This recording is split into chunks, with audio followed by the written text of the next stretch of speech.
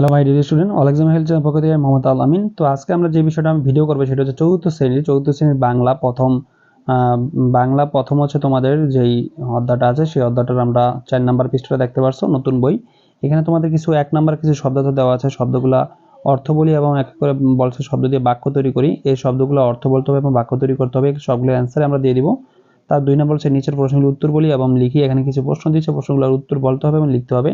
3 number দেখো ডান দিক থেকে ঠিক শব্দ বেছে নিয়ে খালি ঘর পূরণ করি। এই শব্দগুলো দিয়া পুরো এই পাশে এখানে খালি ঘরে পূরণ করে তারপরে এগুলো উত্তর লিখতে হবে। তারপরে এগুলো ডান পাশের সাথে বাম পাশে ম্যাচ করতে বলছে। তো এটা আমরা ম্যাচগুলো সবগুলি করে দিব। আমরা উত্তরে চলে যাচ্ছি। দেখো প্রথম শব্দের অর্থগুলো সুন্দর করে এখানে দেওয়া আছে, ধারাবাহিকভাবে শব্দের সাথে অর্থ দেওয়া আছে, তারপরে পাশে একটা করে বাক্য দেওয়া আছে প্রত্যেকটা।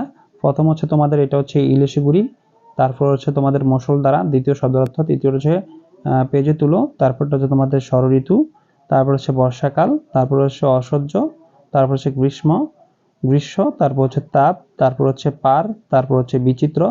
এই ছিল তোমাদের শব্দের অর্থগুলো, ভালো করে তোমরা রিভিউ করে নিয়ে দেখে নিবা। তারপরে আমরা চলে যাচ্ছি পরবর্তীতে তোমাদের হচ্ছে দ্বিতীয় নাম্বার হচ্ছে নিচের প্রশ্নগুলো উত্তর বলি এবং লিখি। দ্বিতীয় প্রশ্নগুলো উত্তর বলতে এবং লিখতে বলা হয়েছে।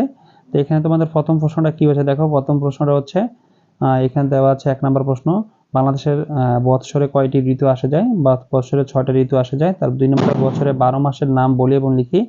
12 মাসের নামগুলো আমরা এখানে সুন্দর করে দিয়ে দিচ্ছি, ভালো করে দেখে নিবা। 3 নম্বরটা হলো কোন মাস নিয়ে কোন ঋতু হয় বলি এবং লিখি, এখানে দিয়ে দিছে।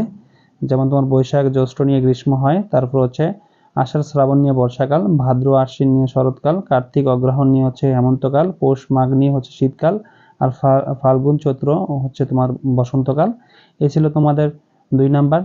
2 নাম্বার আর বাকি আছে দেখো, এখানে তোমাদের মিল এবং অমিল দেওয়া আছে। বর্ষা ঋতু বলছে, দেখো বর্ষা এবং শীত ঋতুর মধ্যে তুলনা করি। তুলনার মধ্যে তোমাদের পার্থক্য, বর্ষা ঋতুর প্রথম তুলনা, মিল আর অমিল দেওয়া আছে।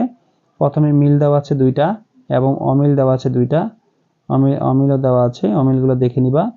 তারপরে আমাদের নম্বর প্রশ্ন, কোন ঋতু আমার বেশি পছন্দের কারণ ব্যাখ্যা করো। এখানে প্রশ্নের উত্তরটা দেওয়া আছে, দেখে নিবা তোমরা। এই ছিল তোমাদের প্রশ্নের উত্তরগুলো। ভিডিওটা ভালো লাগলে অবশ্যই লাইক কমেন্ট শেয়ার করতে ভুলবে না। আজ এই পর্যন্তই, পরবর্তী ভিডিওতে আবার দেখা হবে। আল্লাহ হাফেজ।